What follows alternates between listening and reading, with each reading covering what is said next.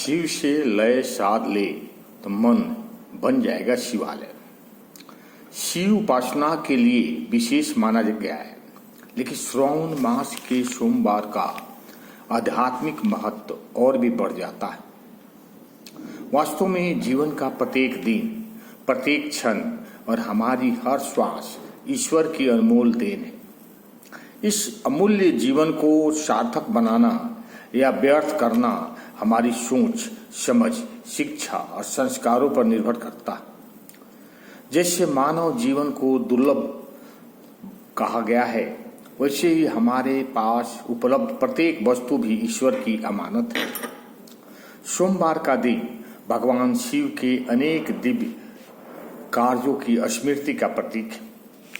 सोमवार शब्द का संबंध चंद्रदेव से है। वह भगवान शिव के वैद्यनाथ स्वरूप से भी जुड़ा है, जो रोगों के नाशक है।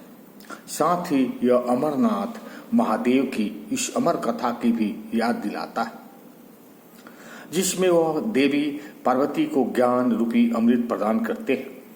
यही ईश्वरीय ज्ञान आत्मा को विकारों से मुक्त कर देवतुल्य बनाने की शक्ति प्रदान करता है। श्रावण के सोमवार स्मरण कराते हैं कि हमें अनेक दोष, दुर्गुण और विकारों का परमात्मा को दान करना है। यही हमारे जीवन में दुख और पतन का कारण। ईश्वर की स्मृति में रहकर हमें अपने अहंकार, क्रोध, लोभ, मोह और वासनात्मक भावनाओं को सदा के लिए समर्पित करना है।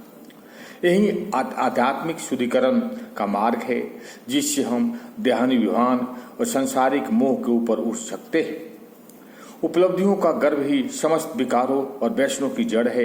इसे समाप्त करने की शक्ति केवल शिव में, जिसका शाश्वत स्वरूप परम ज्योतिर्लिंग यानी दिव्य प्रकाश बिंदु है। वही शिव निराकार परमात्मा सृष्टि कल्याण के लिए कल्पात पर प्रजापति ब्रह्मा के माध्यम से अवतरित होते हैं।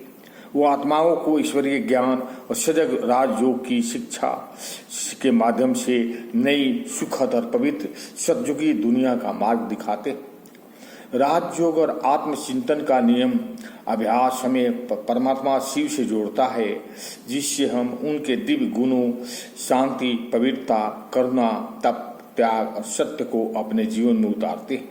जब हम शिव की स्मृति में स्थित होकर जीते हैं, तो हमारी सोच, दृष्टि और कर्म सकारात्मक और सात्विक हो जाते हैं और धीरे धीरे हमारे पुराने दुर्गुण विलीन हो जाते हैं और हम एक श्रेष्ठ, शांत और आनंदमय जीवन की ओर अग्रसर होते हैं। यही शिव के साथ लय बैठाना है। यह साधना आत्मविश्वास और शिव की लय में जीने की एक सतत प्रक्रिया है। यह कोई एक दिन या एक महीने का कर्म कांड नहीं, बल्कि एक दिव्य यात्रा है, जिसमें हम अपनी बुराइयों को त्याग कर शुभ चिंतन, शिव संकल्प और आत्मिक शक्ति द्वारा परमात्मा के समान बन जाते हैं। ओम शांति। अच्छा लगे तो लाइक करें और सब्सक्राइब करें।